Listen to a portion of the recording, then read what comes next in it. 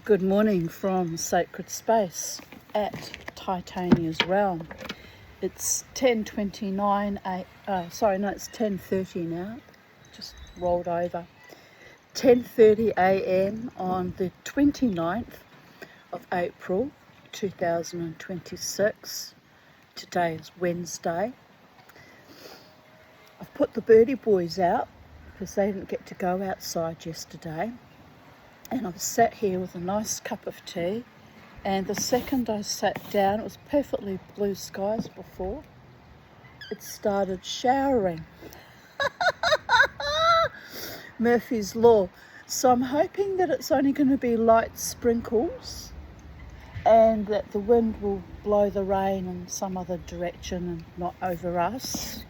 Because I thought I would continue reading from Alice Munro's and new selected stories, and we're up to the second story in this book, and I haven't been very well. I've been very fatigued, but maniacal denialism, my psychiatrist calls it. In manic denial, I have been busy the last couple of days at night spinning fleece, which is very therapeutic, but I get so tired at the end of it. I just start shaking and I could barely walk to get to my bed. It was walking like a drunken sailor. And so I'm still not really out of the woods yet, but I saw my dentist on Monday, and he's going to do a filling on the 7th, which I think is a Wednesday, I'm not sure. Anyway, no, I think it's a Thursday.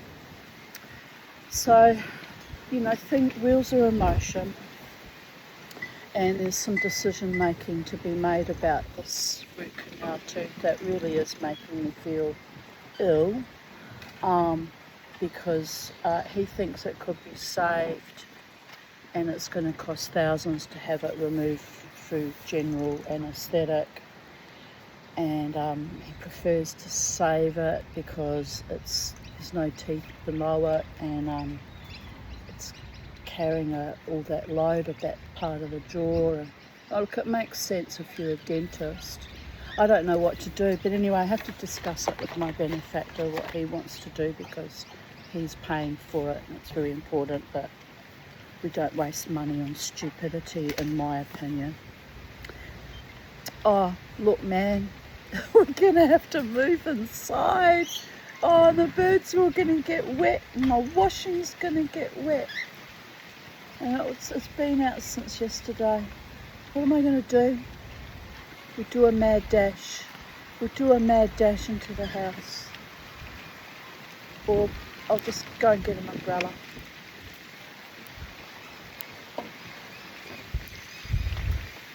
Now the wind's coming up behind it. Oh, birdie boys, they're looking a bit peeved. Look, they're stretching all their wings out and enjoying the rain, actually. Do you like it when you're being rained on, my boys? Look at that. All right, well, you're fine. Mama doesn't like being rained on. So we'll move inside, I think, just for a little while till it sweeps over, if it sets in. Oh, you know what? It's already stopped sprinkling. Oh, anxiety. So yes, I'm hanging in the balance like the hanged woman, the hanged man of the tarot cards. I'm waiting to see what's going to happen with my very expensive, problematic tooth. And I'm distressed about it, actually. Oh, here we go, another downpour. The birds are loving it. So, he tells me that I need a bottom plate because there's too many missing teeth now. So, also dreading that, because I didn't ever want to have false teeth. Actually, it's a major trauma trigger from my mother having dentures and having to be hit in the face to clean her teeth every morning, until I got smart age 7 and thought, right, I've solved this problem. Didn't rinse the bleach off properly and that ended that. But anyway, Mama T has ways of finding ways around things sometimes. Alright, it's raining, but it's sunshiny, but it's raining. So we'll make the best of a situation, shall we?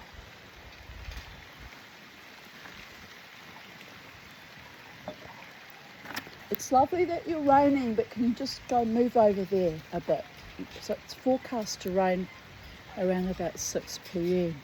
But this is really just the sun showers, quite frankly. There's nothing too serious behind it. So we won't stress too much. Anyway, it's only water. It dries. You'll dry, Kermie. You'll dry up. He says, what, Mama T? I'm enjoying all the rain, fresh rain on my feathers. Because, you know, they're dirty birds and they won't bath in their bath. Right, here we go. It's getting very heavy now. Come on. Over there a bit. You can come back later. What did my mother used to say? Rain, rain, go away, come another washing day. She was always washing. It was up to her, it would never rain.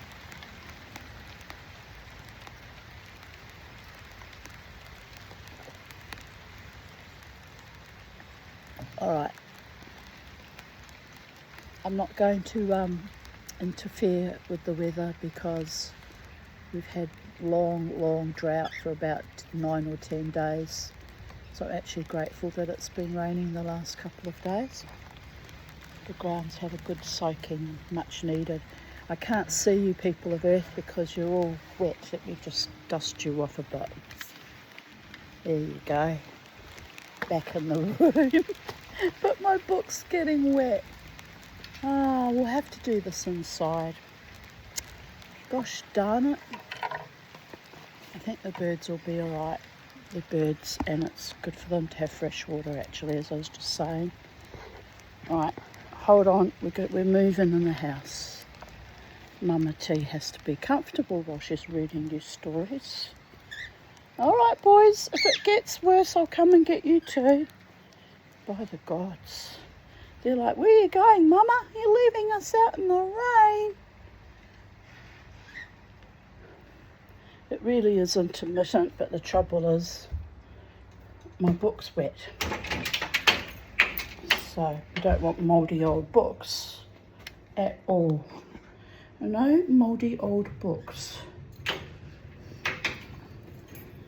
Let's move us in. The other thing I did last night, it's all dry, is I finished painting the glitter pages on my wooden grimoire, but I'm not happy about the tide marks, the other glitter glue left, so I'm going to have to disguise that by little pen drawings or something, or lines along the edge. So you know what, there's always something. Every time I think I'm finished with that project, there's something else that I feel I need to do to it. And it's starting to drive me a bit bats. And, but what can I say? Life of an artiste. What's the old joke? I used to be a showgirl, but now I'm an artiste. Well, I was never a showgirl either. Just saying, too short and fat to be a, you know, aspire to be a model, a flamboyant showgirl. Would have been fun to be a showgirl in places like Las Vegas and, you know, the Moulin Rouge and all those exciting kind of things, but my nervous system wouldn't have contained the constant harassment from lascivious men. The fights I used to have dealing with lascivious men at the Treasury Casino Live Wire Bar and at Irish Murphy's and at the Elephant. So you can imagine my shock and horror when I was actually sexually assaulted by a female the last time there. Well, that happened at the Brooklyn Standard. 24th of January 2026. That was foul, but I think someone put her up to it to try and drive me away from there. Because they couldn't drive me away, because I figured I come here to dance and have a nice time. I haven't done anything wrong. Just dance, living my best life. But you know, people were so foul and evil and envious of me even trying to enjoy my life and be joyous and dance. So they had to ruin that for me. But it took a little bit more than just the sexual assault, but that was the slippery slope when I realised someone's really malevolently trying to get me out of coming here, and they have no right to do that because I didn't do anything wrong actually. Just dance, speak my truth, hold my ground, go home alone as always, you know. But then 2 days after that event, my beautiful bird Charlie died, and then the following month I had that very bad fall and split my arm open on my vice. That was awful. And then I kind of realised, yes, something evil's directing a lot of negativity and evil shit to me, and I returned it to them, and they didn't like that. Didn't like their own shit being returned to them, so I had to go. But I'm okay with that. I have no time to deal with fucking idiots or malevolent, evil time wasters and perverts and really sick, perverted people. No time, no time. Time is short. And even if my time were long, even if I was guaranteed another 20 or 30 years, I want to spend the next 20 or 30 years with people who actually love me and have my back and my front and my sides and are kind and, you know, decent and honouring and respectful. I don't have time for people who've got constantly viciously attacking you to your face and to your back, behind your back. I've had a lifetime of that ghastliness, and I just don't want to deal with it. Don't want to deal with it anymore, people of Earth. So, and I don't have to.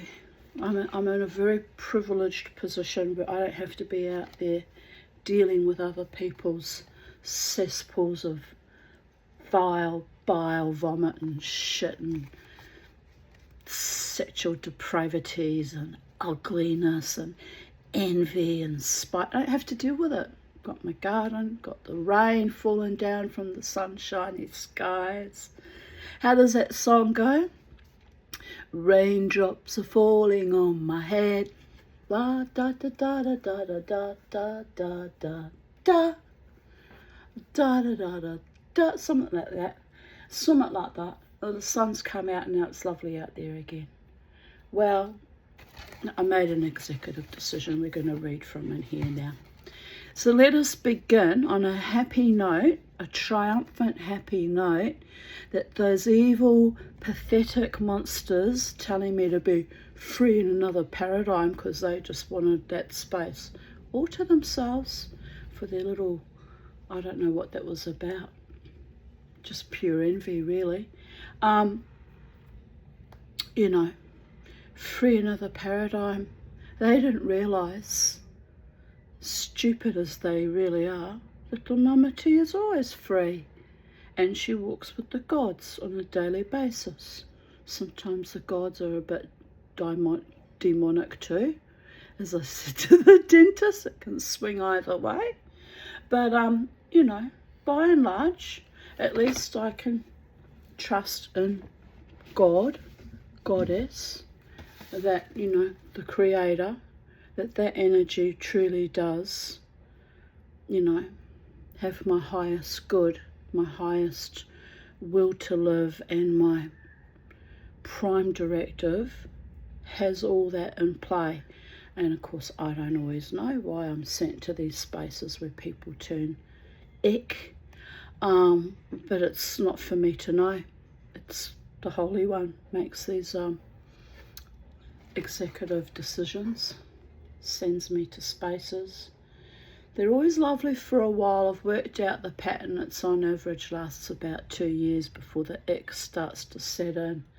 And the ick always comes from some envious female, although in this case was a very envious male that was even envious of my mosh. Sad, isn't it?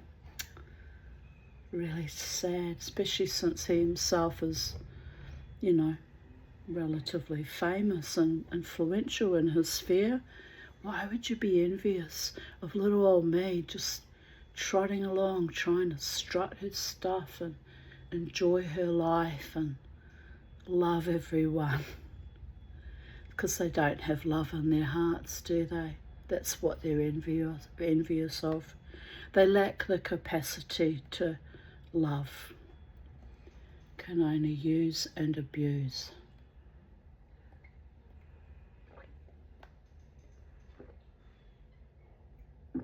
Well, what do I always say? Not my monkey, not my circus. I don't have to participate in it. I don't have to participate in anything I don't want to. I just exercise my prime directive and my defiance and say no to anything that does not serve me with grace and dignity and genuine, heartfelt, sincere kindness, and let the rest just wash away like a sweet autumn shower. I do hope my washing gets dry before 6 o'clock tonight though, because it's I've got all my bras on the line and I'm going to need bras tomorrow. Well, I can bring them in and dry them inside. Worst case scenario. The birdie boys are preening after they got their bath from the rain. Are you clean boys now? Cammy, Bo, pretty boys all clean. You've got a bath in that metal bowl in the bottom of your cage. I filled it up with fresh water, but I don't know why they won't use it. Charlie, my rainbow lorikeet, I shared a video yesterday, came up in my memories. She loved her bath. She really did. She would swish around in it and really have a wonderful time. Right, we're 17 minutes in and it's time to get cracking, people of Earth, because I have a debrief this afternoon as well. So time is of the essence. The sunlight hit the give way sign and it just reflected like a bright fireball of orange. It was a bit astonishing. It's why I was just staring. Here it goes again. Must be just the direction the sun's shining in from. It's glowing. You want to see it? Here it goes.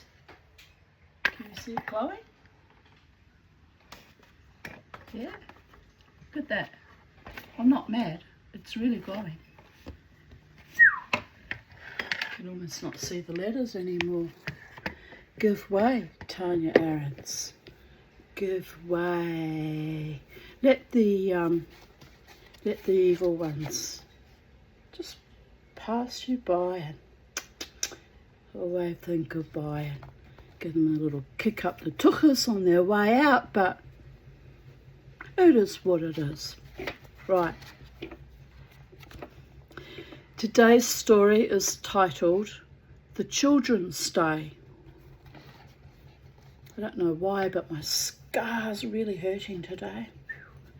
Sometimes it's like that when it's about to rain. Oh, look, the sun's out again and it's so beautiful. Do I trust it to run out again? Tempting, isn't it? Oh well. Let us begin. Oh, that bright orange ball of that sign is hurting my eyes.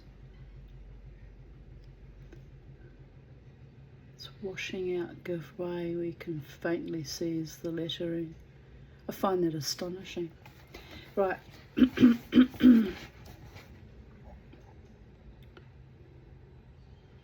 I've drunk all my tea. 30 years ago, a family was spending a holiday together on the east coast of Vancouver Island a young father and mother, their 2 small daughters, and an older couple, the husband's parents. What perfect weather.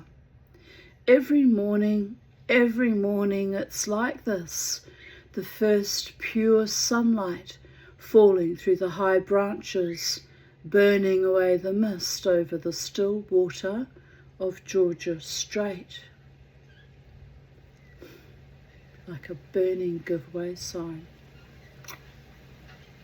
The tide out, a great empty stretch of sand, still damp but easy to walk on, like cement in its very last stage of drying. The tide is actually less far out. Every morning the pavilion of sand is shrinking, but it still seems ample enough. The changes in the tide are a matter of great interest to the grandfather, not so much to anyone else.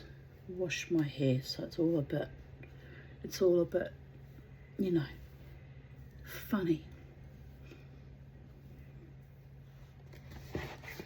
What can I say? Why are my earrings back to front? Here we go. These are vintage earrings from my mother's old market stock. And every time I wore them, the little hook would, dislodge, and I'd fall and drop one, almost lose one. So I got mad about that situation, and I made new little, jump rings and new hooks. I made extra long hooks to try and counterbalance, the weight of them so they don't fall out all the time, because I hate it. I've lost a beautiful earring that was one of my favourite earrings. It's of a bird sitting on a perch, and they were one of my favourite earrings, and I've lost it somewhere. It's probably in the garden, or I don't know where I lost it, but I haven't found it again. So I was distressed about that. So what I do now is I make bigger hooks on things so they're less likely to get lost. But aren't they lovely? Really love them. Right.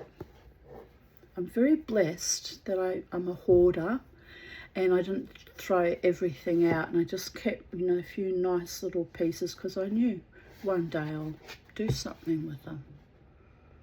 Eventually I did. Took a long time. It was a long healing journey, actually, dealing with that complicated grief and all the abuse from that ugly will dispute. It took me years and years to recover. I really only started to come back to life after I went off all my psych meds in June 2016. So it's taken me 10 years to be this good. Don't know if I'll get any better or indifferent or what have you, but I'm doing okay. Overworking on projects though, and I'm exhausted, and I don't feel well, and I'm having trouble, even walking. I'm feeling a bit dizzy and lightheaded and a bit pale in the face, but well, it's not necessarily life-threatening anymore. The dentist said my teeth aren't actually all as bad as what he expected them to be.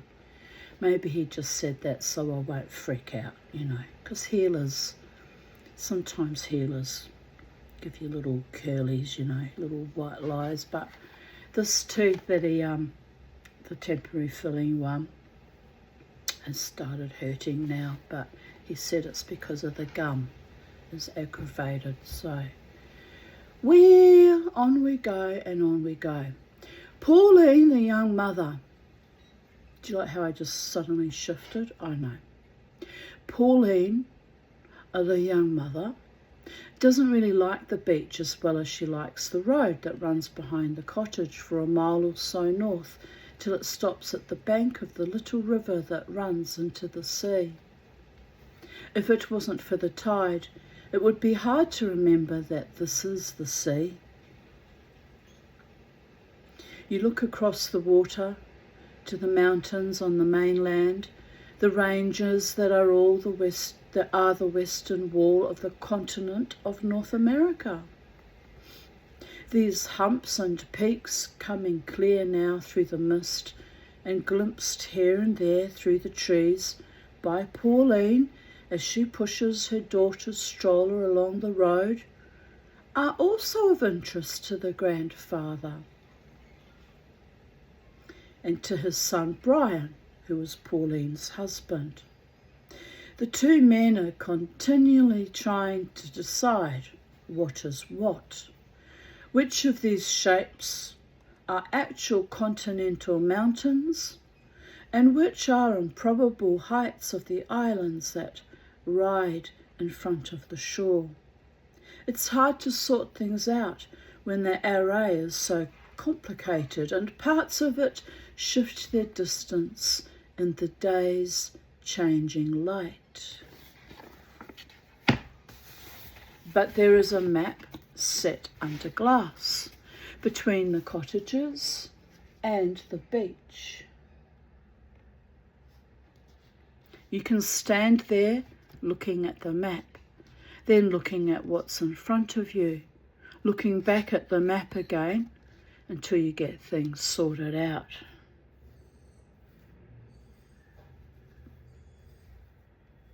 I'm trying to grow out the blonde foil, so I'm going to look pretty awful for a while.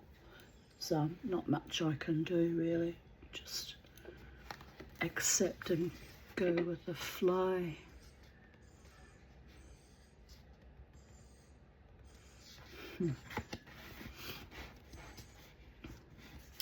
The grandfather and Brian do this every day, usually getting into an argument, looking at the map, not worrying about their blonde foils growing out, just saying. Though you'd think there would not be much room for disagreement with the map right there. Brian chooses to see the map as inexact, but his father will not hear a word of criticism about any aspect of this place, which was his choice for the holiday. The map, like the accommodation and the weather, is perfect. Brian's mother won't look at the map. She says it boggles her mind. The men laugh at her. They accept that her mind is boggled.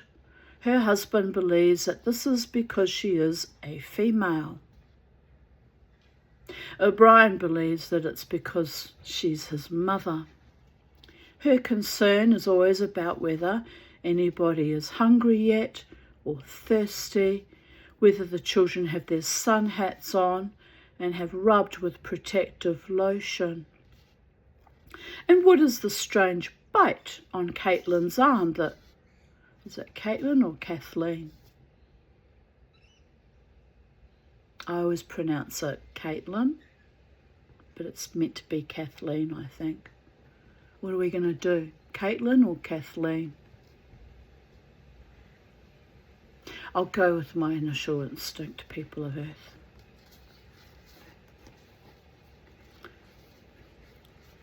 That doesn't look like the bite of a mosquito. She makes her husband wear a floppy cotton hat and thinks that Brian should wear one too. She reminds him of how sick he got from the sun that summer they went to the Okanagan when he was a child. Sometimes Brian says to her, "Oh, dry up, mother." His tone is mostly affectionate, but his father may ask him if that's the way he thinks he can talk to his mother nowadays. "She doesn't mind," says Brian.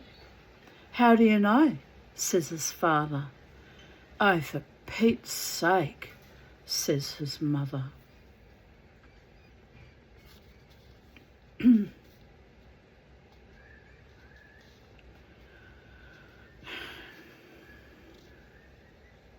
It is rather annoying to be constantly reminded about your sun exposure.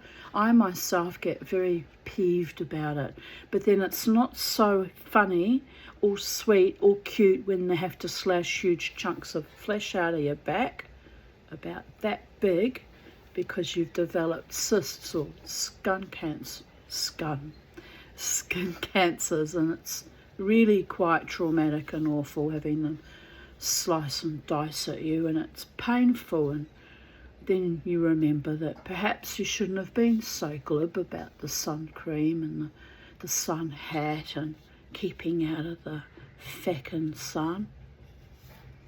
Ruins my life, it does. I love to be outside in the sun. I really do. A certain degree of sun exposure can be healing too. Well, anyway, I'd be out there right now in the sunshine drifting through the trees, but there's less protection now that Frangipani's dropped almost all her leaves and there's not as much shade. And it's probably good that the little rain squall drove me inside.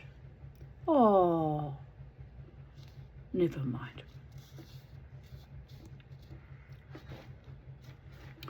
Pauline slides out of bed as soon as she's awake every morning, slides out of reach of Brian's long, sleepily searching arms and legs. What wakes her are the first squeaks and mutters of the baby, Mara, in the children's room, then the creak of the crib as Mara, 16 months old now, getting to the end of babyhood, pulls herself up to stand hanging onto the railing. She continues her soft, amiable talk as Pauline lifts her out. Caitlin, nearly 5, shifting about but not waking in her nearby bed, and as she is carried into the kitchen to be changed on the floor. Then she is settled into her stroller with a biscuit and a bottle of apple juice, while Pauline gets into her sundress and sandals, goes to the bathroom, combs out her hair, all as quickly and it says quietly, but I think she means quietly as possible. They leave the cottage. They head past some other cottages for the bumpy, unpaved road that is still mostly in deep morning shadow, the floor of a tunnel under fir and cedar trees. Grandfather, also an early riser, sees them from the porch of his cottage, and Pauline sees him. But all that is necessary is a wave.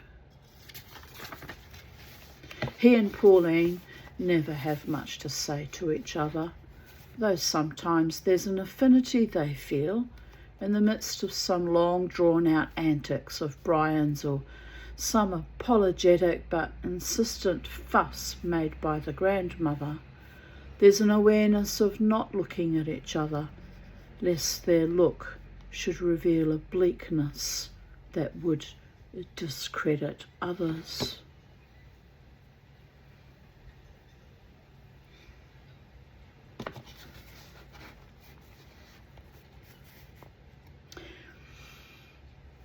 On this holiday, Pauline steals time to be by herself.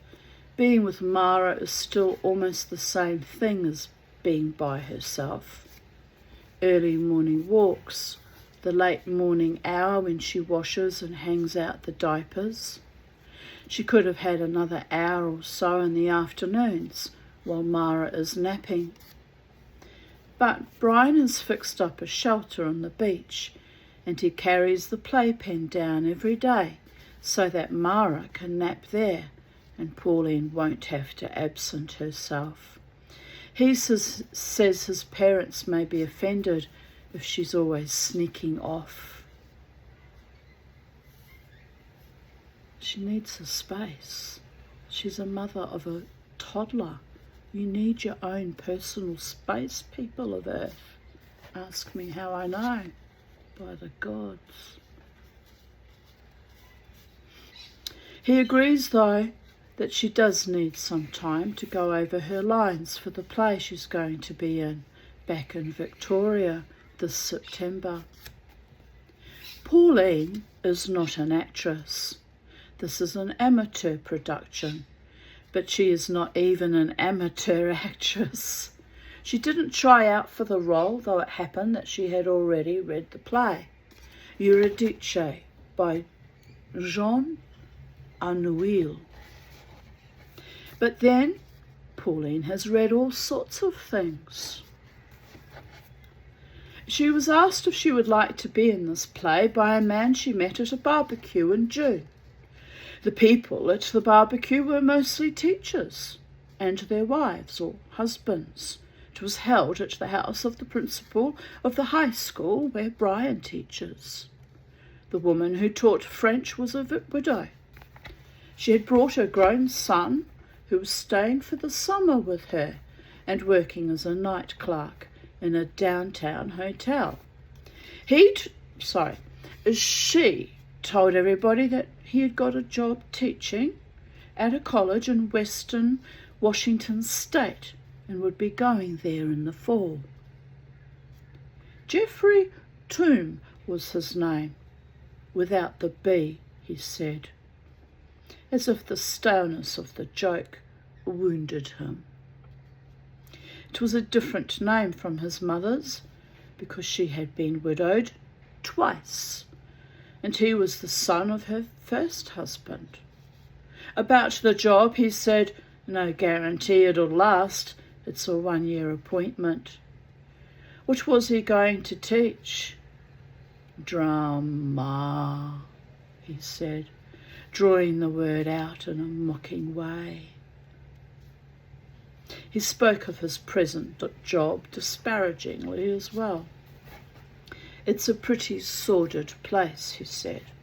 "And maybe you heard, a hooker was killed there last winter. And then we get the usual losers checking into OD or bump themselves off." It's a bit rude assuming that someone bumping themselves off is a loser. I mean, yes, they've probably lost greatly in life that they've reached that point of gnosis, but they're not necessarily a loser. They've just chosen not to participate in the circle of life or the twisted, distorted, dystopian game we've all been made to play in recent decades. Dear Goddess, what a nightmare. It's a dream within a dream within a dream. I have to pinch myself to make sure I'm still alive sometimes, people of Earth. It's unrelenting and a bit unrealistic too. I had an interesting assortment of dreams last night, but the only thing I can remember, I know I was receiving downloads. I don't know what they were. They didn't come to my conscious memory when I woke up. But I was shown, I'll draw a picture of it, I was shown a shape. I'll share it with you here on YouTube, but I've written about it on Facebook and Instagram, but I didn't draw the shape. But I was shown this particular shape. I described it as 1.5 inches wide and 2 inches in height. Looking at it, it looks kind of like a dog tag, that shape. But it was like a coin or a medallion, and it was gunmetal blue. They made a point in the dream of showing me the colour, and I don't remember what the inscription or design was on it, but they showed me this shape. And it's interesting because yesterday I was on my sandcasting group on Facebook, and a gentleman had posted photos of his work in progress, that he'd sandcast an ancient coin that actually had a amphora bottle design on the front of it, and it was only a tiny little coin, no bigger than his thumbnail, and he'd cast it in 14 karat gold. And I commented, because I often comment on YouTube or Facebook posts, public posts. I said, "Oh, I've got a Roman coin on my magical charm necklace that I could do that to too." And he said it's really fun, it's worthwhile doing, you know, setting them in gold or silver. I don't have enough gold. I've only got a few tiny little scraps of gold that I made into little tiny butterflies. So it wouldn't be enough to do the coin, because you need enough gold to do the sprue and, you know, the leftover bit. Disappointing. But it inspired me to do it in sterling silver. Sterling silver I can actually do. And but I have a couple of projects next up that I've promised to make for a friend of mine. So that will use up all my sterling scrap that I've got at the moment. And sterling is very expensive at the moment, so I might have to wait till I cast that coin. But you know, there's no rush. I wear it, it's already on the charm bracelet, necklace, and has been there for years now, and I wear it as is. But I did notice that it's losing some of its metal. I thought it was sterling silver actually when I bought it, but apparently it's not. So in ancient times they must have made it from some kind of alloy that's not pure silver. Anyway, all good. I will make it in silver, and it'll be a replica of the original. And you know, I also want to attempt to cast my 2 teeth that I have been able to acquire with much finagling from 2 extractions that I've had. I'm going to cast them in sterling silver too. Would love again to cast them in gold, but can't afford it. They'd take a shit ton of gold too, because you know the crown of the tooth is a big chunky piece.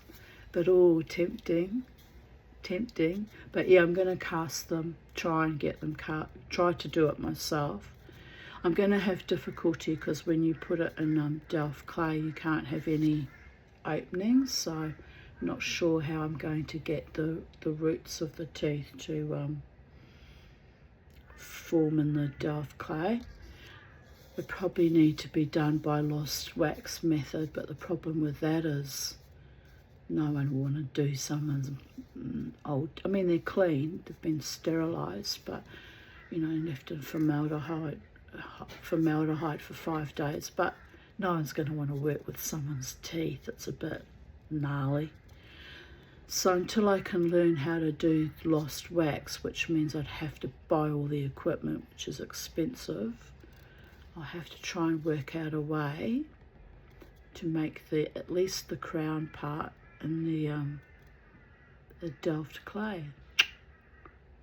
There'll be a way. There's always a way. Just got to figure it out, because I'm still very intermediate level with my casting. It's going to be a bit of trial and error and mistakes made. But anyway, I digress. Where were we? We digressed. Where did we lose the thread of everything? Where did Mama T fall off her perch? Ah, yes, drama. He spoke of his present job disparagingly as well. Ah, yes, we fell off when they said that suicides are losers, and I took umbrage at that. Need to get another drink, people of Earth, but thirsty. Just bear with me. I won't make a cup of tea, it takes too long. I'll just grab some water, I think. All right.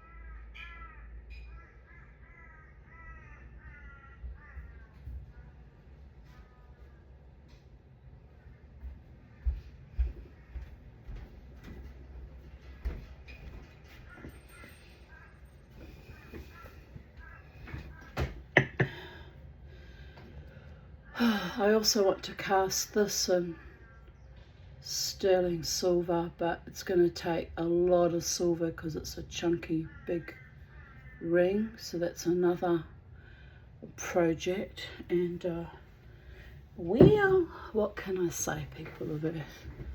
What can I say? What are you doing, birdie boys? You okay? I said, yes, Mama, the sun's come out. You're worried about nothing. I just don't like being wet, especially when I've just had a shower and I'm already was still wet.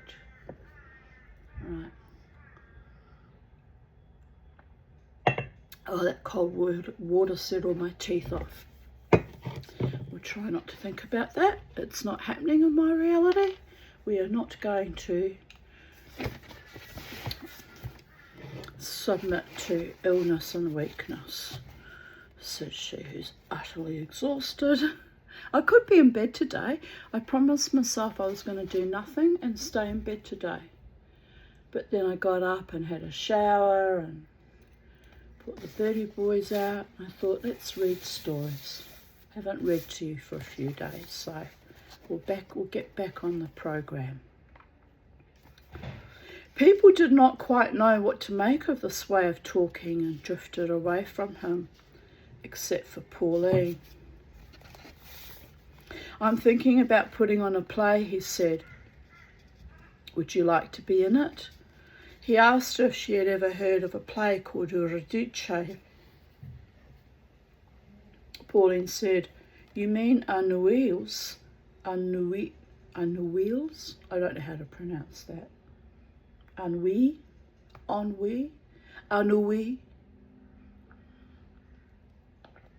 Dear Goddess, I can be a pretentious arsehole at times, I really can. Educated enough to be a pretentious arsehole, but not educated enough to actually have a meaningful, wealth creating, life affirming, sustaining career. We won't go on about that. We know what happened to my career potentiates. They were torn out from under me, including my little dance space that was not even paid, but they even resented that. Anytime I try to have a measure of success in life and have enjoyment, it gets torn from me. And I'm not a loser because it wasn't for lack of trying, people of Earth. Anyway, and he was unflatteringly surprised. He immediately said he didn't know if it would ever work out.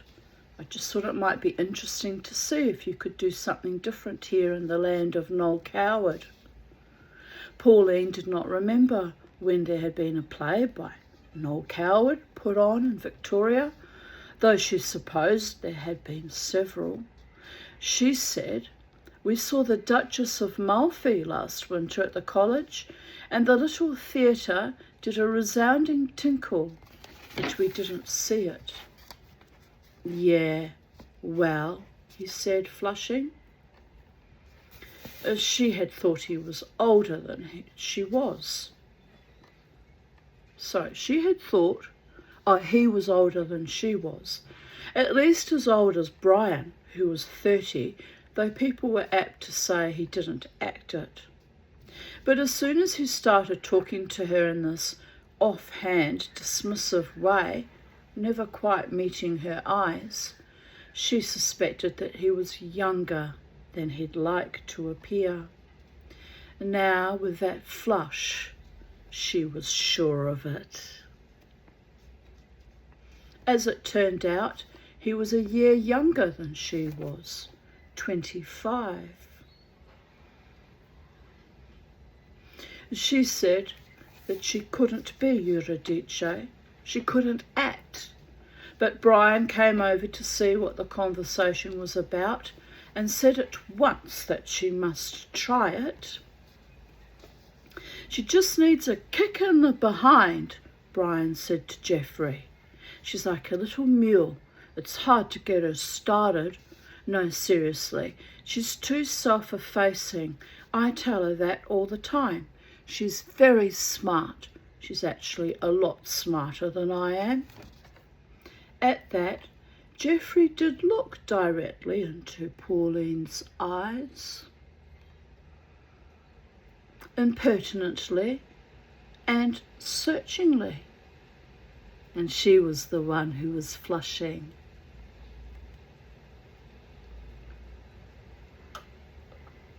Most men are threatened by smart women, especially if they think the woman is smarter than them. Not good, people of Earth. That's why I'm still single, isn't it? I've been punished for being blessed with a semi-functioning brain at the very least. Dear Goddess. Imagine who I could have been if my brain was fully functioning and life had been kinder and people had been nobler and decent and not so bloody destructive to me. But we mustn't fall into the abyss of bitterness and depression and dissolution, because I have earth angels on my team and angels on my team, and I'm still alive against all the odds, even with a semi-functioning brain. I remember the days when I used to drool and shuffle, and yet I was still holding up my corner of the universe, being very protective of my friends at that time whose daughter was on the methadone program, and the other daughter was a very violent, aggressive bipolar patient, and the little grandchild who was right off her nut most of the time. ODD and ADD and every other DHDs and things you can throw at that child. I was expected to hold them together when I myself was struggling. It's a bit bonkers, isn't it, when you think about it? My own children abandoned me. Partly because of that, I think, too. My focus being on other people who ultimately were treacherous and evil too. What can I say? I could cry, but it won't change anything. Plus ça change, plus c'est la même chose. The more things change, the more they stay the same. Right. Don't know why I thought about that family just then, randomly, out of the blue, for no reason, apropos of nothing. It's proof that I'm ill, though, that I'm cycling and rehashing over old ground and literally stomping like the goddess Kali on the severed heads of my enemies, wanting to stomp them right back down into the mud where they belong, the hollow, hungry, verminous, psychic, vampiric vermin. Happy days are here again. As I wrote this morning on my little blurb that I write something each morning to co-create the miraculous mirage of a beautiful world that I can participate in and be happy in and be loved and cared for and respected in. Since it never worked out in this one, something really strange happened to me when I went to the dentist. They're up quite a steep staircase, and I actually, while ascending the staircase to go to, to the clinic for the first time, I fell up the stairs. Fell up, I didn't hurt myself, but I fell up the stairs. That's how weak I am. And when I fell up the stairs, I thought, oh, here we go. I hope everything's going to be all right.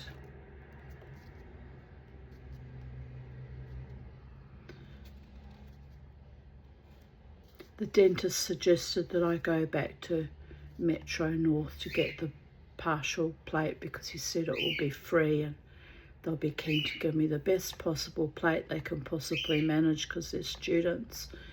I said it's not possible. It's a hellscape. I don't want to ever go back there.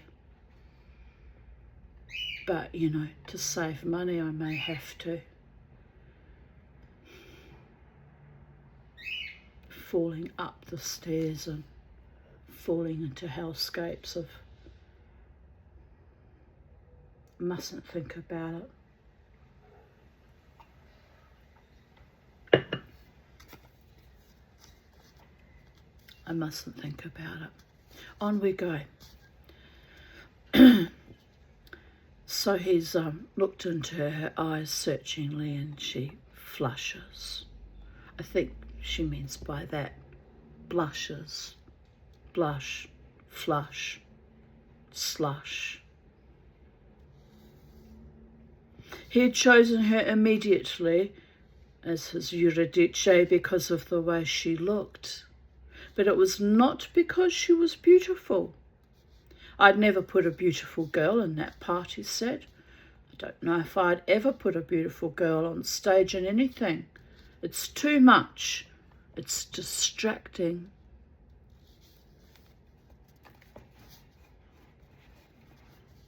So what did he mean about the way she looked? He said it was her hair, which was long and dark and rather bushy, not in style at that time, and her pale skin, stay out of the sun this summer, and most of all, her eyebrows. I never liked them, said Pauline, not quite sincerely. Her eyebrows were level, or dark, or luxuriant. They dominated her face. Like her hair, they were not in style, but if she had really disliked them, wouldn't she have plucked them? I was attracted to my first boyfriend and first husband. I was intrigued by his eyebrows, of all things, how they used to fly like little birds' wings. He would laugh and they'd do this little flying motion. I could sit there for hours and just stare at his eyebrows. Wasn't a particularly good looking man actually, but his face had this animation from his beautiful eyebrows. And then we got married and he lost all animation and developed a pet hate towards me, became emotionally abusive. Ah. Then I'd look at his eyebrows and think, I can't believe I fell in love with a bit of hair above an eyeball. It's that trivial and that weird. Could have been worse. Could have fallen in love with his earlobe or that cartilage that's just between here. I don't know what you call that. Or I could have fallen in love with this. He had nice shaped lips, my husband too. And he was jolly up until we signed the ketubah, the Jewish marriage certificate. He was jolly and I thought I was going to have a fun and happy and carefree life with a man who loved me and was jolly. That changed instantly. What did Clarissa Pinkola Estes write? And women who run with the wolves. The first story in her very academic exposition of how men can change and not be all that good for you in certain circumstances. Her first story was Bluebird. I read that thinking, yes. You know, the hidden door that you don't dare open because it contains all the shadow and all the buried deep monstrosities, the sadism and the viciousness. You open that door and it all comes flying out. It was a bit like that. Anyway, why am I going on that over that old ground like Kali goddess? stomping on the heads of her enemies. Probably because my time on earth is coming, cycling down to an end too. I'm well aware. Sometimes that's part of the process, going over the old ground and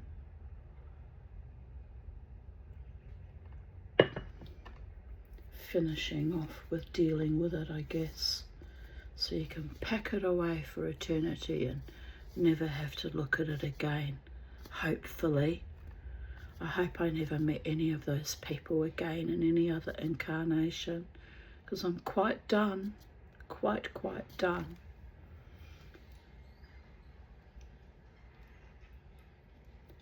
Anyway, what's my little handsome boys doing? I can see Bo, but I can't see Kermie. Ah, okay, he's on the opposite perch. Sweet little darlings. I really love them. Not as much as I love Charlie, because she would sit on my shoulder and interact with me all day long, but I do love them. I'm fond of them. Kermie flew on me today. He was flying around the room and I was trying to catch him to bring them outside. And he flew around and I said, "Why are you giving me such a hard time? I'm trying to put you out in the garden." And then he flew and landed on my tummy here and looked at me and started climbing up. And I thought, oh, that's very good. That's how Charlie used to be, climbing all over me and sitting on my shoulder. So he always acts like he's scared of me, but today that was a sign that he understood. It was letting me know he understood that I was trying to do a kind thing and bring him out into the garden. My ears started hurting quite severely. It's like being stabbed with a blade inside my ear. Oh, I could go back to bed, you know, but I won't. We'll finish some of the story. How long is it? I'm drifting all over the place, segueing and flowing and flying and floating. Potentially a 2-part video. Right, we'll carry on. We'll carry on, people of Earth. I'm nothing if not stoic and intrepid. It's why I'm still alive. Never ever let the bastards grind me down, am I right? Including my own fears and atrophies. I have to beat back like a lion tamer in a circus. Mustang Quay, Latanya, Miss 5, Psychedelic Dreamer. It refuses to be tamed, just saying. But I have to control my own fears and inadequacies, because otherwise I don't function at all. When I say control, it's not control, it's contain is the correct word. Right, he's saying it's too distracting, and she's mentioning how much she really likes her own eyebrows. Excuse me. Jeffrey seemed not to have heard her. They give you a sulky look, and that's disturbing, he said. Also, your jaw's a little heavy, and that's sort of Greek. It would be better in a movie where I could get you close up. The routine thing for Eurydice would be a girl who looked ethereal. I don't want ethereal. As she walked Mara along the road, Pauline did work at the lines. There was a speech at the end that was giving her trouble. She bumped the stroller along and repeated to herself, "You are terrible, you know. You are terrible, like the angels. You think everybody's going forward as brave and bright as you are. Oh, don't look at me, please, darling. Don't look at me. Perhaps I'm not what you wish I was, but I'm here, and I'm warm, I'm kind, and I love you. I'll give you all the happiness I can. Don't look at me. Don't look. Let me live.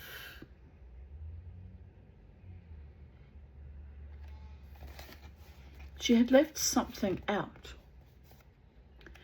Perhaps I'm not what you wish I was, but you feel me here, don't you? I'm warm and I'm kind. She had told Geoffrey that she thought the play was beautiful. He said, really? What she'd said didn't please or surprise him. He seemed to feel it was predictable or superfluous. He would never describe a play in that way. He spoke of it more as a hurdle to be got over. Also a challenge to be flung at various enemies. At the academic snots, as he called them, who had done the Duchess of Malfi, and at the social twits, as he called them, in the little theatre. He saw himself as an outsider, heaving his weight against these people putting on his play. He called it his, in the teeth of their contempt and opposition. In the beginning, Pauline thought that this must be all in his imagination, and that it was more likely these people knew nothing about him. Then something would happen that could be, but might not be, a coincidence. Repairs had to be done on the church hall where the play was to be performed, making it unobtainable. Wonder how my daughter's going on with her career. My estranged daughter, she's an actress. A very good one, I might add. But anyway, the last play I saw her in before she estranged me was The Beginning by David somebody, I can't remember. It was good. It was good. She was good in it, but her peak performance, the one I loved the most, was when she was still in her final year at University of Southern Queensland up at Toowoomba, and she played Polly Peachum in the Threepenny Opera, Drei Pfennig au Pair by Bertolt Brecht. She was amazing in that, absolutely amazing. She was very good in The Tempest as Gonzalo too, and she was excellent in The Merchant of Venice.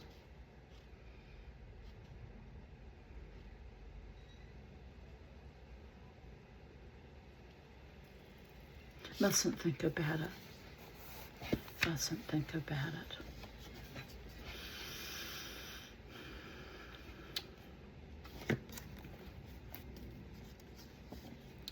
There was an unexpected increase in the cost of printing advertising posters. She found herself seeing it his way. If you were going to be around him much, you had to see it his way. Arguing was dangerous and exhausting. Sons of bitches, said Jerry between his teeth, but with some satisfaction. I'm not surprised. The rehearsals were held upstairs in an old building on Fisgard Street. Sunday afternoon was the only time that everybody could get there, though there were fragmentary rehearsals during the week. The retired harbour pilot, who played Monsieur Henri, was able to attend every rehearsal and got to have an irritating familiarity with everybody else's lines. But the hairdresser, who had experience only with Gilbert and Sullivan, but now found herself playing Eurydice's mother, could not leave her shop for long at any other time. It's coming through, the little bits of silver. I'm embracing my crondom before I die. I will die in a natural state, in my full power, wild and woolly and hopefully not completely toothless. It's not what I choose for myself, that reality. I'm fighting against more impoverishment and more declensions. It's a bit mad, isn't it? Fighting. 61 years of fighting. It's bonkers.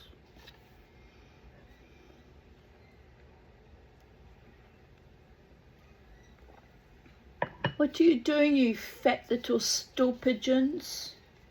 Sitting there all quietly, enjoying the garden. They love being outside.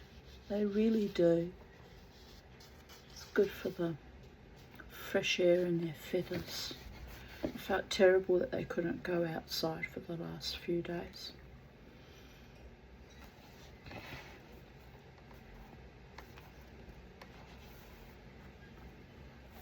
The bus driver who played her lover had his daily employment as well, and so had the waiter who played Orphée. He was the only one of them who hoped to be a real actor. Pauline had to depend on sometimes undependable high school babysitters. For the first 6 weeks of the summer, Brian was busy teaching summer school, and Geoffrey himself had to be at his hotel job by 8 o'clock in the evenings. But on Sunday afternoons they were all there, while other people swam at Thetis Lake or thronged Beacon Hill Park to walk under the trees and feed the ducks, or drove far out of town to the Pacific beaches. Geoffrey and his crew laboured in the dusty, high-ceilinged room on Fizgard Street. You have to commit to your art, don't you? Like Mama T with her silly little crafty projects.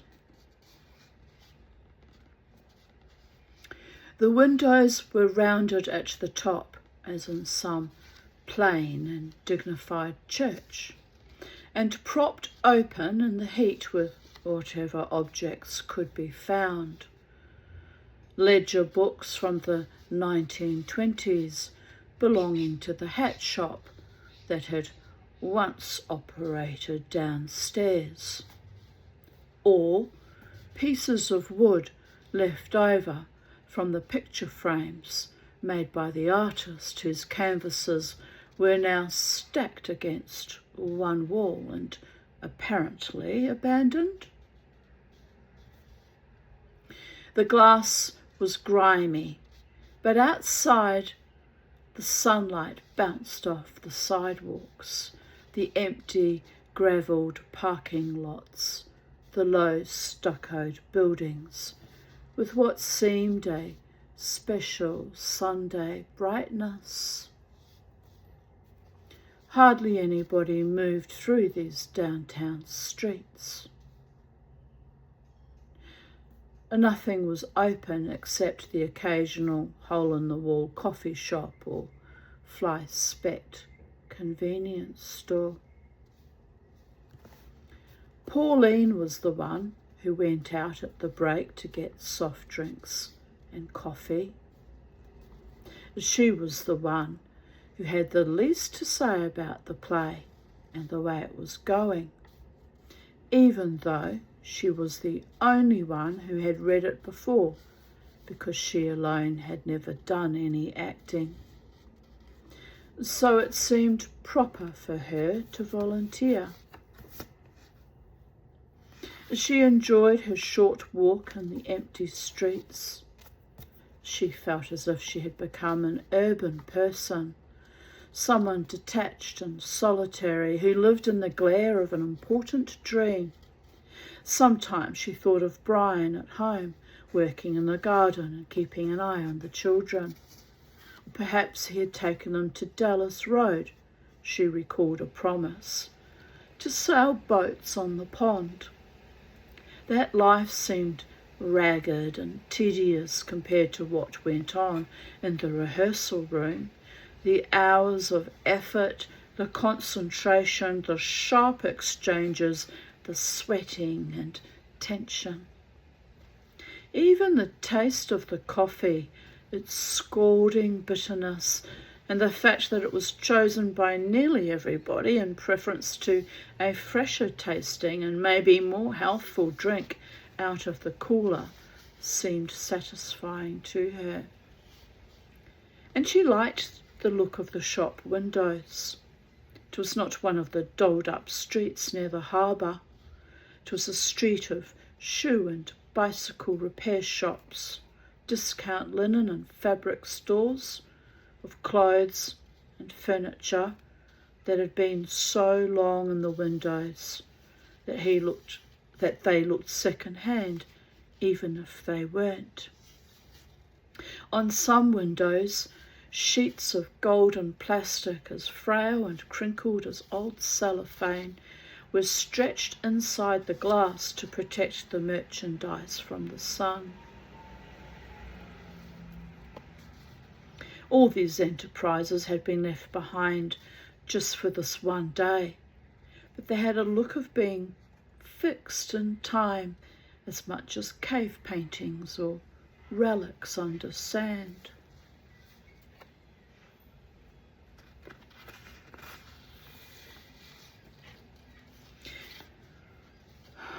Looks like we're going to get another squall of rain. I wonder if I should bring the birdies in now.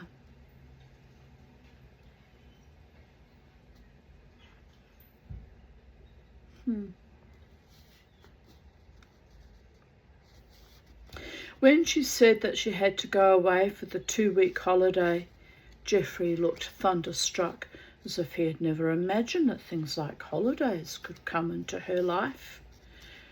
Then he turned grim and slightly satirical, as if this was just another blow that he might have expected. Pauline explained that she would miss only the one Sunday, the one in the middle of the 2 weeks, because she and Brian were driving up the island on a Monday and coming back on a Sunday morning. She promised to get back in time for rehearsal.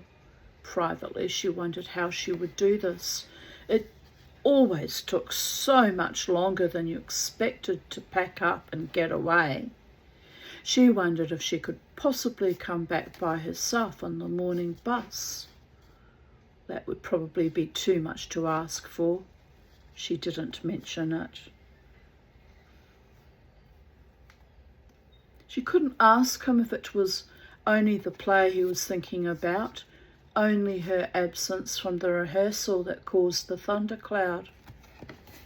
At the moment, it very likely was. When he spoke to her at rehearsals, there was never any suggestion that he ever spoke to her in any other way. The only difference in his treatment of her was that perhaps he expected less of her acting, than he did of the others. And that would be understandable to anybody. She was the only one chosen out of the blue for the way she looked. The others had all shown up at the audition he had advertised, on the signs put up in cafes and bookstores and around town. From her, he appeared to want an immobility or awkwardness that he didn't want from the rest of them. Perhaps it was because, in the latter part of the play, she was supposed to be a person who had already died. Yet she thought they all knew, the rest of the cast all knew, what was going on, in spite of Geoffrey's offhand and abrupt and none too civil ways. They knew that after every one of them had straggled off home, he would walk across the room and bolt the staircase door. At first, Pauline had pretended to leave with the rest and had even got into her car and circled the block. But later, such a trick had come to seem insulting, not just to herself and Geoffrey, but to the others whom she was sure would never betray her, bound as they all were under the temporary but potent spell of the play.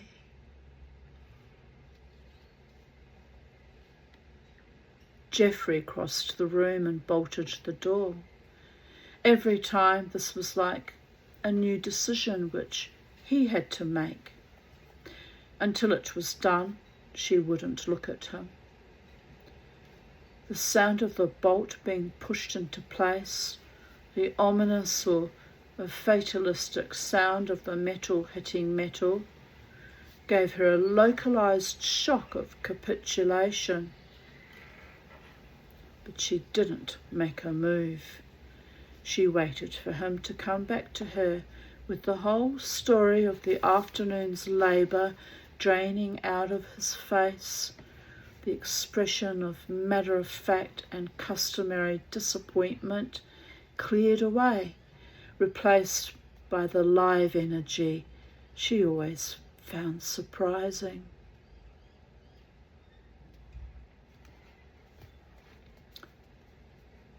"So tell us what this play of yours is about," Brian's father said.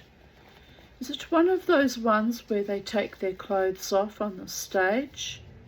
"Now don't tease her," said Brian's mother. Brian and Pauline had put the children to bed and walked over to his parents' cottage for an evening drink. The sunset was behind them, behind the forests of Vancouver Island. But the mountains in front of them, all clear now and hard cut against the sky, shone in its pink light. Some high inland mountains were capped with pink summer snow. "Nobody takes their clothes off, Dad," said Brian in his booming schoolroom voice. "You know why? Because they haven't got any clothes on in the first place. It's the latest style. They're going to put on a bare-naked Hamlet next. Bare-naked Romeo and Juliet. Boy, that balcony scene where Romeo is climbing up the trellis and he gets stuck in the rose bushes." "Oh, Brian," said his mother.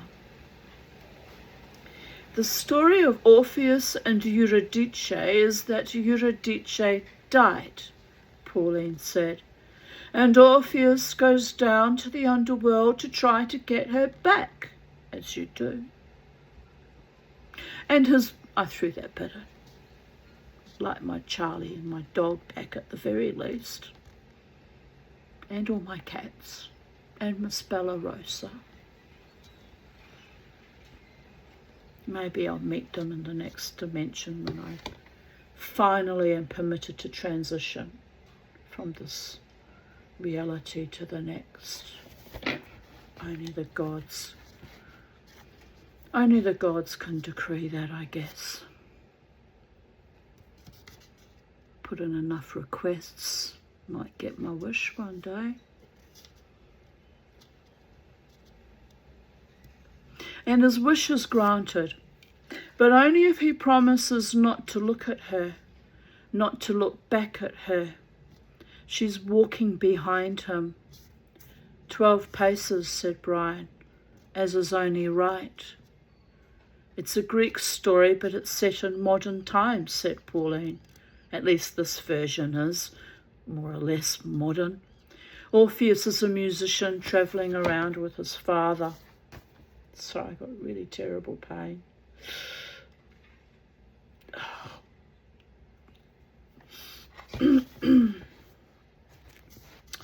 They're both musicians, and Eurydice is an actress. This is in France. Translated, Brian's father said. No, said Brian, but don't worry, it's not in French. It was written in Transylvanian. It's so hard to make sense of anything, Brian's mother said with a worried laugh. It's so hard with Brian around. It's in English, Pauline said. And you're what's her name? She said, I'm Eurydice. He get you back okay? No, she said. He looks back at me, and then I have to stay dead.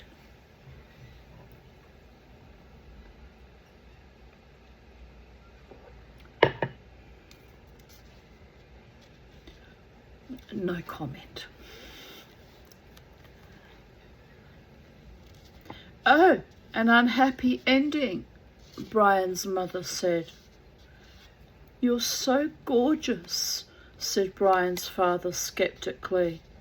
He can't help himself from looking back. It's not that, said Pauline. But at this point she felt that something had been achieved by her father-in-law. He had done what he meant to do, which was the same thing that he nearly always meant to do in any conversation she had with him. That was to break through the structure of some explanation he had asked her for, and she had unwillingly but patiently given, and with a seemingly negligent kick, knock it into rubble. He had been dangerous to her for a long time in this way, but he wasn't particularly so tonight.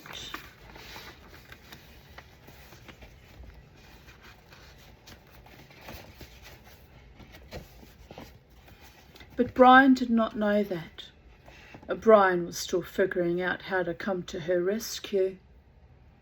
Pauline is gorgeous, Brian said. Yes, indeed, said his mother. Maybe if she'd go to the hairdresser, his father said. But Pauline's long hair was such an old objection of his that it became a family joke. Even Pauline laughed. My elderly friend Elsa, who passed away on the 2nd of April 2024, and her funeral was on the 11th of April 2024, which fell the day before my birthday, so it was very powerful and potent. And her son and daughter-in-law, my friends Robin and Peter, were so kind at the funeral and thanked me for visiting their elderly mother for the few years preceding her death during the COVIDian madness. Actually, it was intense. But anyway, Elsa and I had a habit. I would walk around the block with Charlie on my shoulder on a little perch. I'll show you.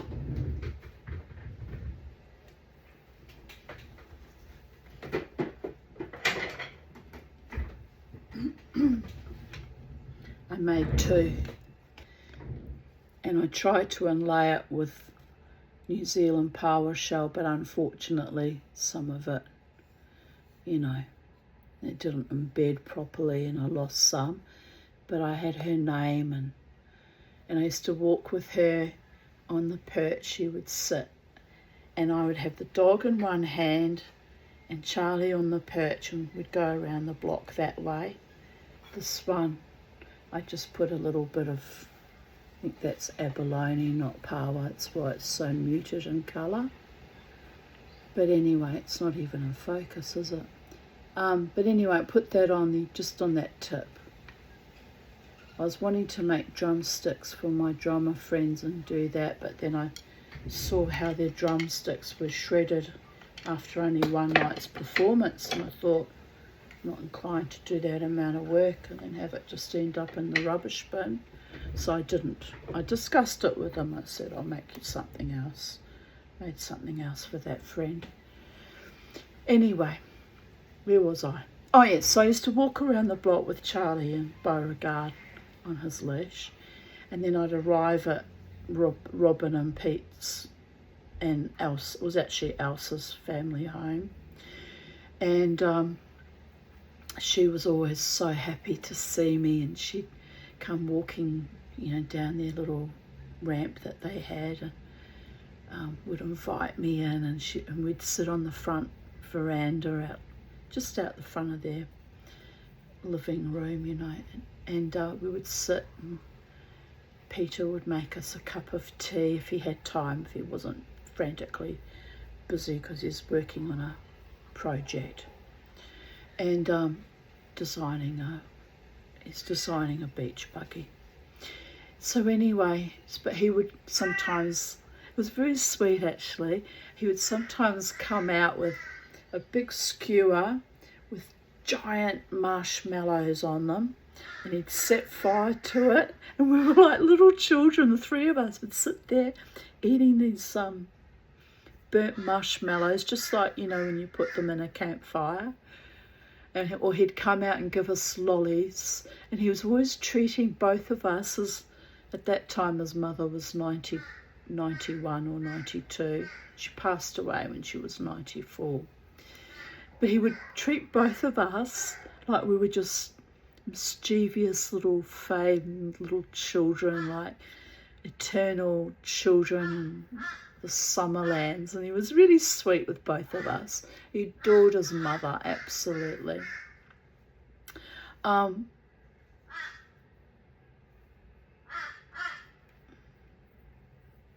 did I get onto that segue now?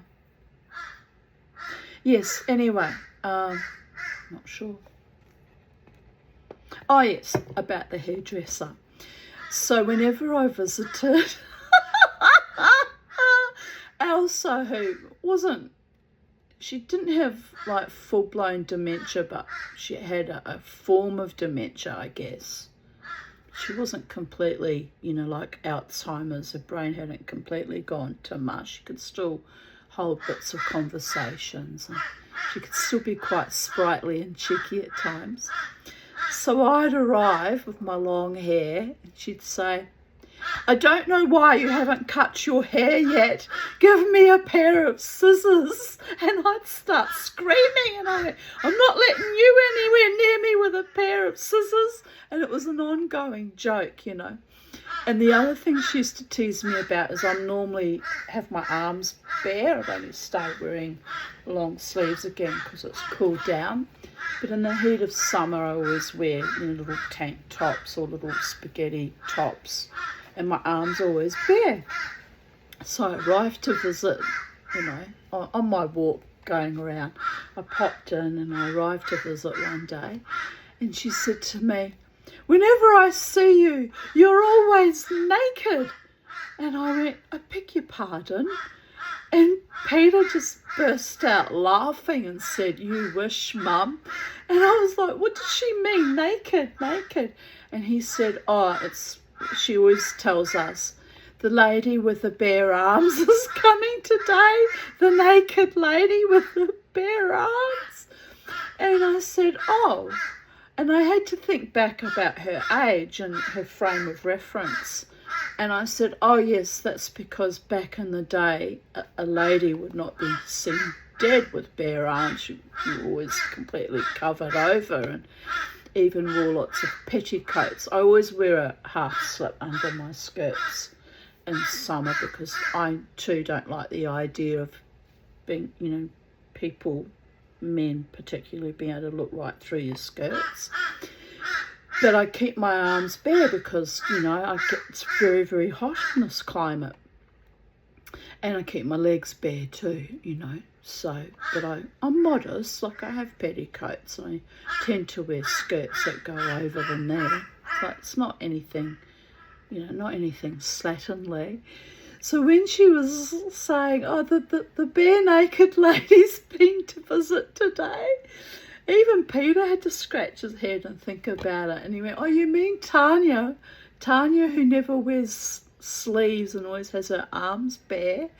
And so we'd sit there and he'd tease me, when are you going to cut your hair? When are you going to wear sleeves? And I'd be like, shut up, Peter. But his old mother would get quite excited. I've got a pair of scissors. I'll cut your hair. And oh, not in your Nelly, you're going to cut my hair. And it was an ongoing joke between us, although she was quite serious, actually. She would have loved to have cut my hair all off. And anyway, I'm trying to grow it as long as it will grow. I want to be like an old style Viking woman with her hair down to her. I'm thinking down to my hips would be good. That's quite long. I don't think my hair will ever grow that long. It usually gets to here and then my hairdresser cuts it back, you know. But even down below my breast, just down this, that would be nice. I've been trying to grow it that long for years. Never gets any longer than this. But the idea was I was going to have it in a thick Viking braid and have all my Viking beads hanging off and my Native American and or Viking feather hanging down, which I do style it like that sometimes when I go dancing. And that was going to be, you know, my look, my style, my statement. It's a lot of work putting beads in my hair, though. It takes about an hour to get them all in and done. And I've got to do it again, though. I've run out of the little tiny O-rings that I use to hold them in place, and I've got to start making an effort. Perhaps even put on makeup again, people of Earth. But I'm just kind of not feeling all that well, and can't be bothered at the moment. But it will happen.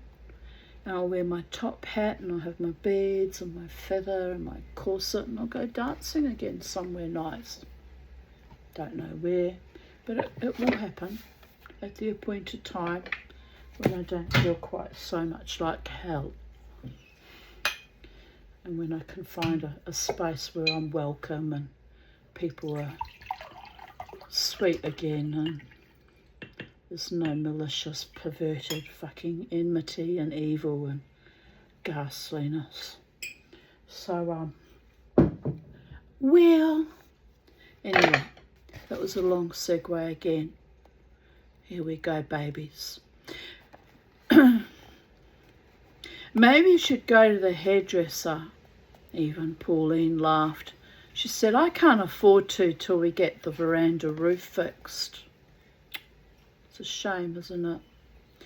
Brian laughed boisterously, full of relief that she was able to take all this as a joke. It was what he had always told her to do. Just kid him back, he said. It's the only way to handle him. Yeah, well, if you've got yourselves a decent house, said his father. But this, like Pauline's hair, was such a familiar sore point that it couldn't rouse anybody. Brian and Pauline had bought a handsome house in bad repair on a street in Victoria where old mansions were being turned into ill-used apartment buildings. The house, the street, the messy old Gary Oaks, the fact that no basement had been blasted out under the house were all a horror to Brian's father. Brian usually agreed with him and tried to go him one further. If his father pointed at the house next door, all crisscrossed with black fire escapes, and asked what kind of neighbours they had, Brian said, Really poor people, Dad. Drug addicts. And when his father wanted to know how it was heated, he said, Coal furnace. Hardly any of them left these days. You can get coal really cheap. Of course it's dirty and it kind of stinks. So what his father said now about a decent house might be some kind of peace signal, or could be taken so. His father sounds like my mother, always fucking negative and vicious and nitpicking and undermining. Evil fucking hag.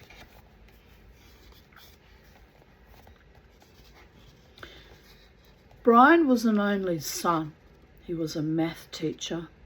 His father was a civil engineer and part owner of a contracting company. If he had hoped that he would have a son who was an engineer and might come into the company, there was never any mention of it.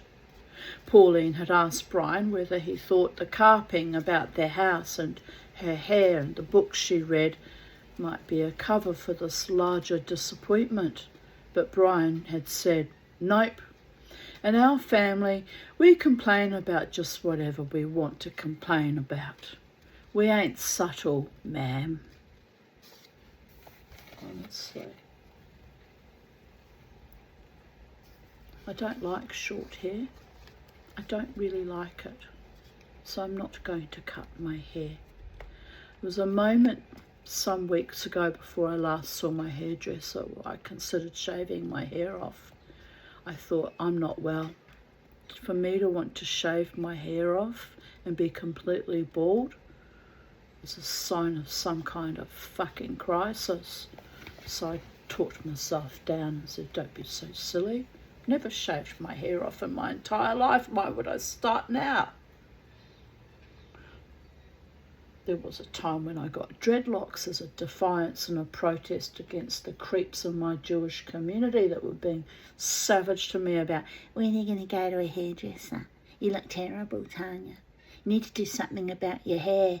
So I thought, fuck you, and I got dreadlocks. But even then, didn't shave my hair off, did I? Wow, the mama tea in full flight can be en flagrant and formidable. Don't trigger me the wrong way though, babies. Anyway, Pauline still wondered when she heard his mother talking about how teachers ought to be the most honoured people in the world, and they did not get half the credit they deserved, and that she didn't know how Brian managed it day after day. Then his father might say, "That's right," or "I sure wouldn't want to do it, I can tell you that. They wouldn't pay me to do it." "Don't worry, Dad," Brian would say. "They wouldn't pay you much."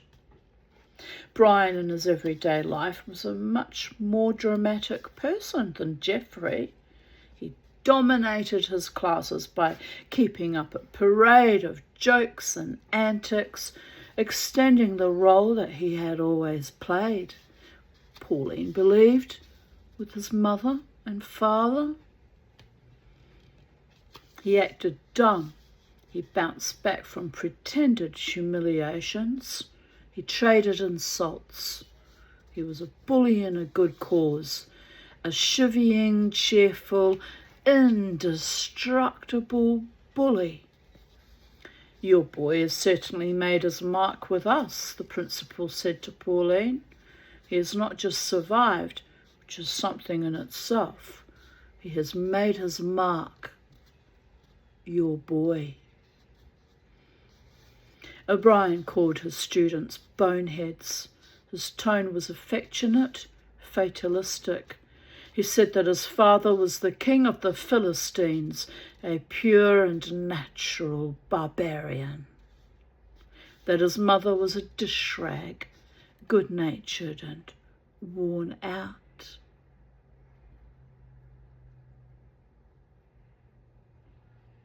That just makes me sad. Me reacting to that with sadness.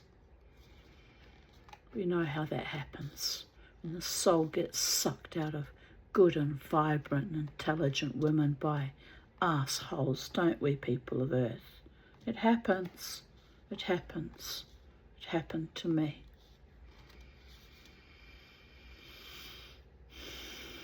But when I called my soul back, it was a long, hard struggle to get myself back. And then I was crushed perpetually over and over again hoping to kill me, you understand, reputation-wise, financially, physically. They threw everything at me, my enemies. But ultimately, they failed. Here I am, still going, still moving on, people of Earth. We're still filming? Yes, just had a notification. I worried that it had blipped us off. Right. But however he dismissed such people, he could not be long without them. He took his students on camping trips, and he could not imagine a summer without this shared holiday. He was mortally afraid every year that Pauline would refuse to go along, or that, having agreed to go, she was going to be miserable, take offence at something his father said, complain about how much time she had to spend with his mother, sulk because there was no way they could do anything by themselves. She might decide to spend all day in their own cottage reading and pretending to have a sunburn. All those things had happened on previous holidays, but this year she was easing up. He told her he could see that, and he was grateful to her. I know it's an effort, he said. It's different from me. They're my parents, and I'm used to not taking them seriously. It's the typical thing of a child of a narcissist, dragging them on holidays with you. My ex-husband used to love to drag my mother along on holidays. It was my idea of hell in all four directions of every direction of the known universe, inflicting my mother on our little holidays. In the end, I refused to go. I'm not going on holiday with any of you ever again. Haven't had a holiday since. I know that's a little fib. I did have one lovely holiday. My friend Margaret brought me to see her at the Blue Mountains in New South Wales, and that was lovely. But that was in 2011. That was the last holiday. But anyway,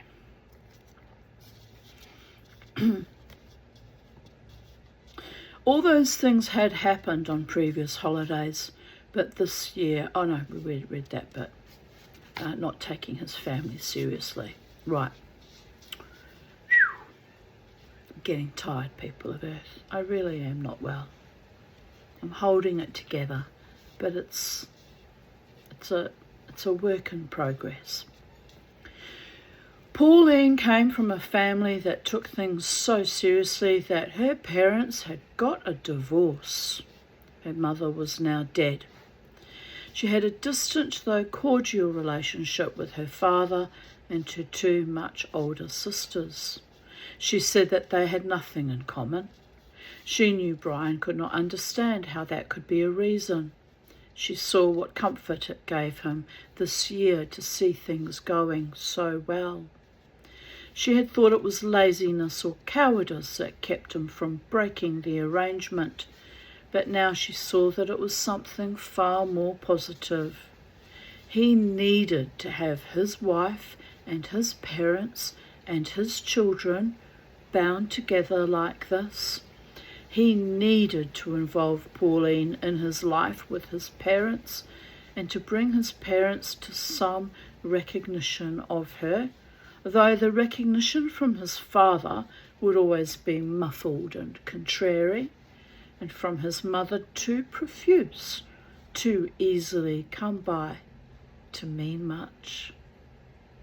Also, he wanted Pauline to be connected. He wanted the children to be connected to his own childhood. He wanted these holidays to be linked to holidays of his childhood with their lucky or unlucky weather, car troubles or driving records, boating scares, bee stings, marathon Monopoly games. To all the things that he told his mother he was bored to death hearing about. He wanted pictures from this summer to be taken and fitted into his mother's album, a continuation of all the other pictures that he groaned at the mention of. The only time they could talk to each other was in bed late at night, but they did talk then, more than was usual with them at home, where Brian was so tired that often he fell immediately asleep. And in ordinary daylight it was often hard to talk to him because of his jokes. She could see the joke brightening his eyes. His colouring was very like hers, dark hair and pale skin and grey eyes, but her eyes were cloudy and his were light, like clear water over stones. She could see it pulling at the corners of his mouth as he foraged among your words to catch a pun or the start of a rhyme, anything that could take the conversation away into absurdity. His whole body, tall and loosely joined together and still almost as skinny as a teenager's, twitched with comic propensity. Before she married him, Pauline had a friend named Gracie, a rather grumpy-looking girl, subversive about men. Brian had thought her a girl whose spirits needed a boost, and so he made even more than the usual effort. And Gracie said to Pauline, "How can you stand the non-stop show?" "That's not the real Brian," Pauline had said. "He's different when we're alone." But looking back, she wondered how true that had ever been. Had she said it simply to defend her choice, as you did when you had made up your mind to get married? So, talking in the dark had something to do with the fact that she could not see his face, and that he knew she couldn't see his face. But even with the window open on the unfamiliar darkness and stillness of the night, he teased a little. He had to speak of Geoffrey as Monsieur le Directeur, which made the play, or the fact that it was a French play, slightly ridiculous. Or perhaps it was Geoffrey himself, Geoffrey's seriousness about the play, that had to be called into question. Pauline didn't care. It was such a pleasure and a relief to her to mention Geoffrey's name. And most of the time she didn't mention him. She circled around that pleasure. She described all the others instead. The hairdresser and the harbour pilot and the waiter and the old man who claimed to have once acted on the radio. He played Orpheus' father and gave Geoffrey the most trouble because he had the stubbornest notions of his own about acting. The middle-aged impresario Monsieur Dulac was played by a 24-year-old travel agent, and Matthias, who was Eurydice's former boyfriend, presumably around her own age, was played by the manager of a shoe store, who was married and a father of children.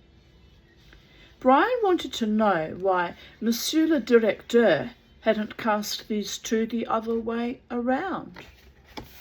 "That's the way he does things," Pauline said. "What he sees in us is something only he can see. For instance," she said, "the waiter was a clumsy Orpheus. He's only 19. He's so shy Geoffrey has to keep at him.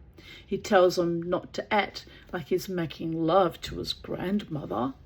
He has to tell him what to do. Keep your arms around her a little longer.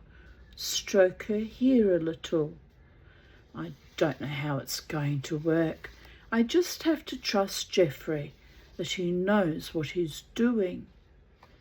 Stroke her here a little, said Brian.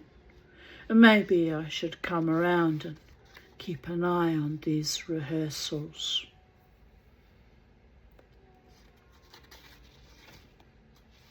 When she had started to quote Geoffrey, Pauline had felt a giving way in her womb or the bottom of her stomach, a shock that had travelled oddly upwards and hit her vocal cords. She had to cover up this quaking by growling in a way that was supposed to be an imitation, though Geoffrey never growled or ranted or carried on in any theatrical way at all. But there's a point about him being so innocent, she said hurriedly, being not so physical, being awkward. And she began to talk about Orphée and the play, not the waiter. Orphée has a problem with love or reality, don't we all, babies?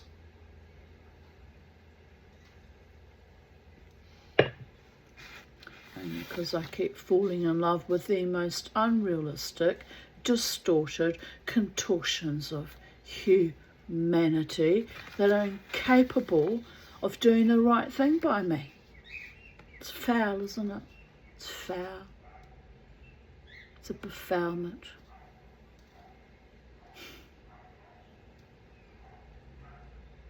But I have one man in my life, platonic, therapeutic, who does the right thing by me.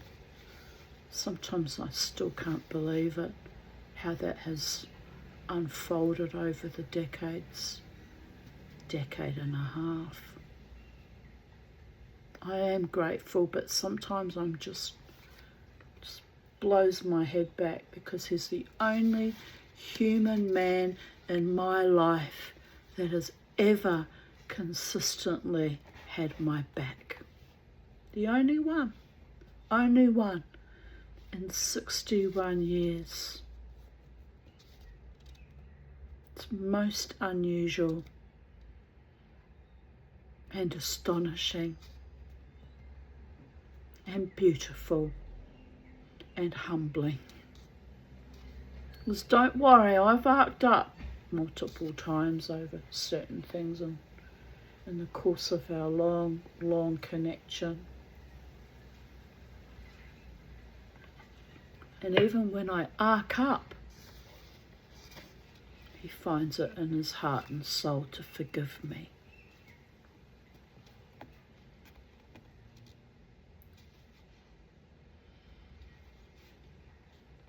But human lovers have always let me down or turned savage. I'm lucky if the worst they did was let me down, by the way. Dear Goddess. Mustn't think about that. Mustn't think about that.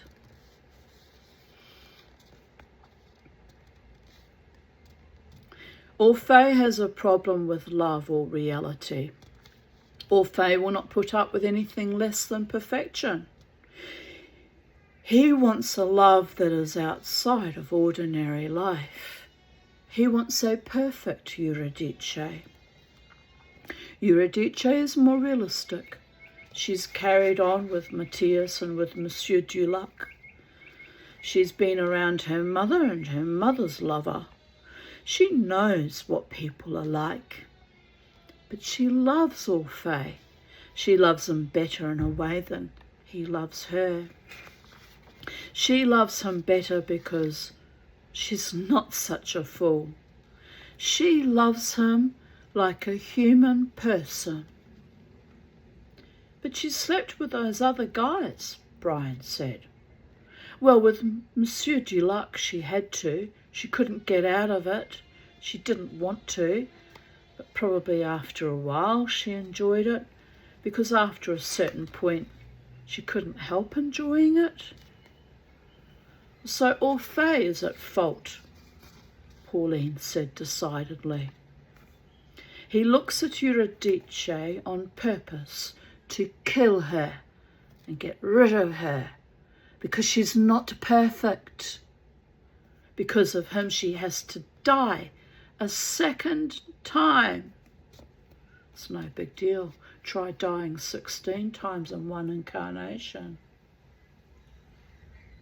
No wonder I'm in a perpetual state of subterranean rage, fighting to live and fighting to die, and stuck in the middle with you. Joker to the left of me, clowns to the right. It's not so funny when you think about it.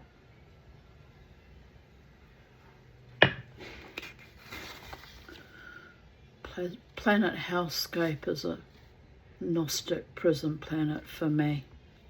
Can't get up out of my poverty trap. I can't seem to heal properly. I can't seem to have real, authentic sexual love.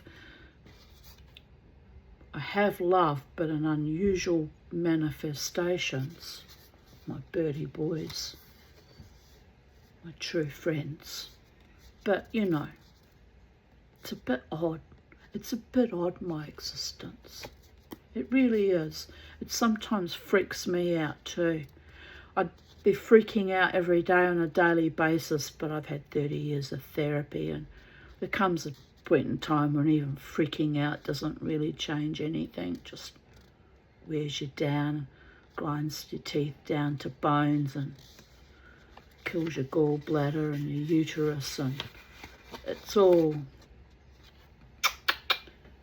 gone, gone, gone, gone. Honestly.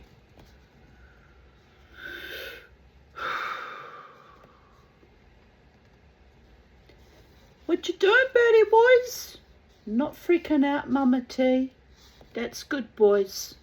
Every day at Sacred Space Titania's realm, we strive to be happy, and if we can't be happy, we at least strive for contentment, and on bad days we just strive for containment and settle pedal and slide through each day with as much grace and dignity as we can muster, never letting the bastards grind us down. Am I right? I am. I know. I'm often right.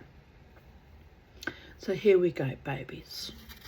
I'm going to cut this video short because we're in for 2 hours and there's still quite a lot to go. So I'll come back for part 2 tomorrow. Hasta mañana, babies. Because, you know, I'm also tired and I've got to prepare myself for my debrief. Not really prepare myself, but be ready, you know, be focused.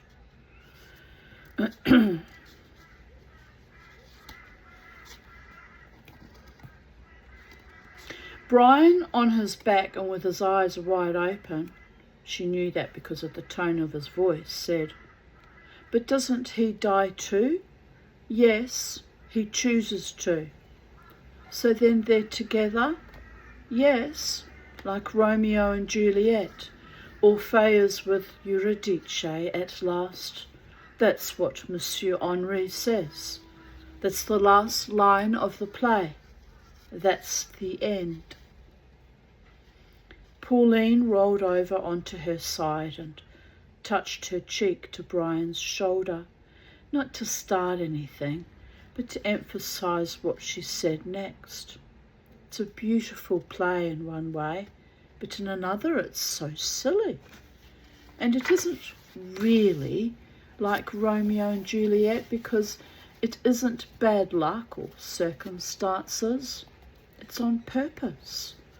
So they don't have to go on with life and get married and have kids and buy an old house and fix it up and have affairs, said Brian. After all, they're French. Then he said, "Be like my parents." Pauline laughed. "Do they have affairs? I can imagine." "Oh, sure," said Brian. "I meant their life. Logically, I can see killing yourself so you won't turn into your parents," Brian said. "I just don't believe anybody would do it."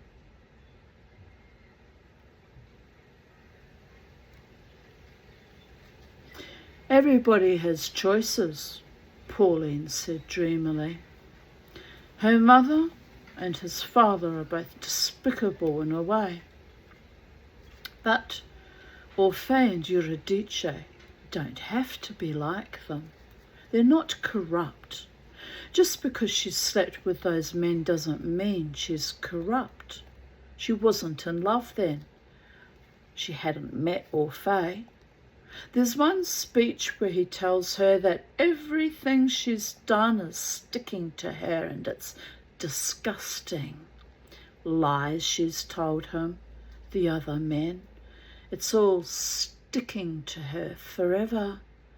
And then, of course, Monsieur Henri plays up to that. He tells Orphée that he'll be just as bad and that one day he'll walk down the street with Eurydice and he'll look like a man with a dog he's trying to lose. And to his surprise, Brian laughed. "No," she said, "that's what's stupid. It's not inevitable. It's not inevitable at all." They went on speculating and comfortably arguing in a way that was not usual, but not altogether unfamiliar to them. They had done this before at long intervals in their married life, talked half the night about God or fear of death or how children should be educated or whether money was important. At last they admitted to being too tired to make sense any longer and arranged themselves in a comradely position and went to sleep. So I'll break off there and I'll come back tomorrow for part 2. It's a very good story, isn't it? I'm really enjoying it, including with my mad little segues, which I know are annoying and distracting at times. But I'm thoroughly enjoying the depth of the psychology behind it. Very, very stimulating. So anyway, the Mama T, the Tanya, the Psychedelic Dreamer, Miss 5, Mustang Cray, whatever the label I wish to stand to attention to today. We'll come back tomorrow, no doubt. Oh, we mustn't forget the Tanya. I'll be back tomorrow, no doubt, or if not tomorrow, in the very near future, to continue reading part 2 of The Children's Day. Much love from Titania's realm, and indeed all the realms across the known multiverses, cosmos, interdimensions, and here with our bare feet firmly planted on the wooden floorboards, earthing and grounding as I do as often as possible. We'll be back. Goddess bless. Bye for now.